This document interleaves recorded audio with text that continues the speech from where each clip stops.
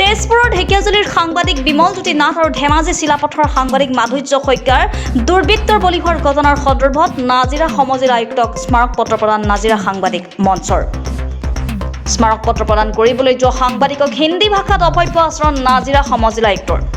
সংবাদকৰ্মীয়ে ন্যায় বিচাৰি গৈ সংবাদকৰ্মী অপমানিত কৰিলে নাজিৰা সমজিলা আয়ুক্তই।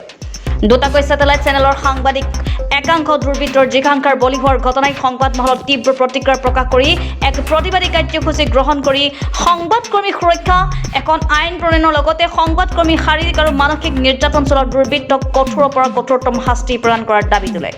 অতি দুৰ্ভাগ্যজনক ঘটনা। আচলতে সাংবাদিক নিৰ্যাতনৰ ঘটনা এই যোৱা বৃহস্পতিবাৰে যিটো ঘটনা হৈছে সেইটোৱে প্ৰথমবাৰ নহয়। অসমত বিভিন্ন ক্ষেত্ৰত দেখা হৈছে যে ইলেক্ট্ৰনিক মিডিয়াৰ যিখিনি সংবাদকৰ্মী আছে সেই সংবাদকৰ্মীসমূহে বিভিন্ন ক্ষেত্ৰত আচলতে বাতৰি পৰিৱেশনৰ ক্ষেত্ৰত বিভিন্ন পক্ষৰ পৰা আচলতে নিৰ্যাতনৰ বলি হ'বলগীয়া হৈছে। পূৰ্বতো এনেধৰণৰ বহু ঘটনা হৈছে, হত্যাৰ ধৰণে ঘটনা সংঘটিত হৈছে। তাৰ পিছতো কিন্তু অসম চৰকাৰে এই সাংবাদিকৰ সুৰক্ষাৰ ক্ষেত্ৰত কোনো ধৰণৰ পদক্ষেপ আজিলৈকে গ্ৰহণ কৰা আমি পৰিলক্ষিত হোৱা নাই। যিহেতু আজি যোৱা বৃহস্পতিবাৰে যিটো ঘটনা ঘটিছে এইটো অতি দুৰ্ভাগ্যজনক।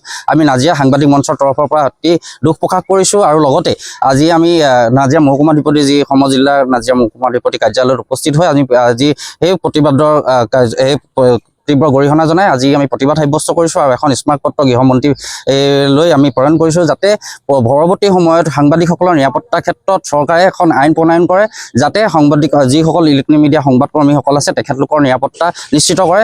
আমি আশা কৰিছোঁ পৰৱৰ্তী সময়ত অসমৰ যিবোৰ দুষ্কৃতিকাৰী আচলতে সংবাদকৰ্মীক আক্ৰমণৰ লক্ষ্য হিচাপে বাছি লয় সেই দুষ্কৃতিকাৰীসমূহক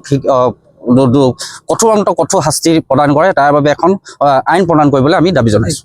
ND24 তেজপুৰৰ ঢেকিয়াজুলিৰ সাংবাদিক বিমলজ্যোতি নাথ আৰু প্ৰাগ নিউজৰ সাংবাদিক ধেমাজি চিলাপথাৰৰ সাংবাদিক মাধুৰ্য শইকীয়াৰ এই ঘটনাৰ বিৰুদ্ধে উচিত তদন্ত বিচাৰি আজি নাজিৰাৰ সাংবাদিক মঞ্চৰ তৰফৰ পৰা অসম চৰকাৰৰ গৃহমন্ত্ৰীলৈ নাজিৰা সমজিলা আয়ুক্তৰ জৰিয়তে স্মাৰক পত্ৰ প্ৰদান আৰু স্মাৰক পত্ৰ প্ৰদান কৰিবলৈ যোৱা সাংবাদিকক হিন্দী ভাষাত অভব্য আচৰণ নাজিৰা সমজিলা আয়ুক্ত Srijuta Kanika. News desk report live Assam.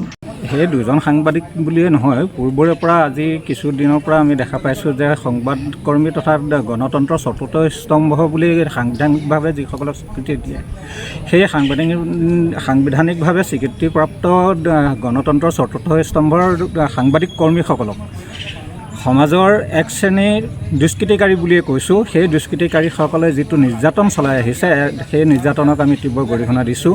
শেহতীয়াকৈ দুজন সংবাদকৰ্মীক ND24 এজন আৰু প্ৰাগ নিউজৰ এজন সাংবাদিকক যি অমানৱীয়ভাৱে শাৰীৰিকভাৱে প্ৰহাৰ কৰি আইন বিৰোধী কাৰ্যত লিপ্ত হ'ল, সেই ঘটনাকো আমি তীব্ৰ গৰিহণা দিছোঁ আৰু তেওঁলোকক উচিত তদন্ত কৰি শীঘ্ৰে আইনীভাৱে দৃষ্টান্তমূলক শাস্তি আমি দাবী জনাইছোঁ আজি নাজিৰা সাংবাদিক মঞ্চৰ তৰফৰ পৰা। আৰু নাজিৰা সাংবাদিক মঞ্চই আজি এই ঘটনাক লৈ নাজিৰা সমজিলা আয়ুক্তৰ জৰিয়তে অসমৰ গৃহমন্ত্ৰী ডাঙৰীয়ালৈ এখন স্মাৰক পত্ৰ প্ৰদান কৰিছোঁ, যাতে অসমৰ সমূহ সংবাদকৰ্মীৰ ক্ষেত্ৰত সুৰক্ষা নিশ্চিত কৰক আৰু সংবাদকৰ্মীৰ এই সুৰক্ষাৰ ক্ষেত্ৰত এখন আইন সুনিশ্চিত কৰি আইন প্ৰণয়ন কৰিবৰ কাৰণে আমি নাজিৰা সাংবাদিক মঞ্চই দাবী জনাইছোঁ।